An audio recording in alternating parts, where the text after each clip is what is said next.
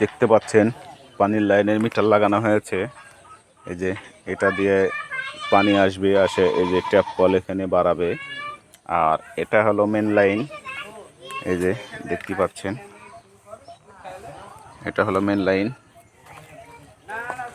এই যে সেটা দিয়ে পানি আসবে, আসে মনে করেন যে কে কত লিটার, কতশো, কত হাজার, কত লাখ পানি ব্যবহার করবে সেটা এখানে শো করবে। এটা হলো এই যে ট্যাঙ্কি থেকে পানি নামে ওটা পাস করবে। এই যে এখানে ট্যাঙ্কি হবে, এই যে ট্যাঙ্কি সেরা ব্রাক অফিস থেকে নিয়ে এসেছে।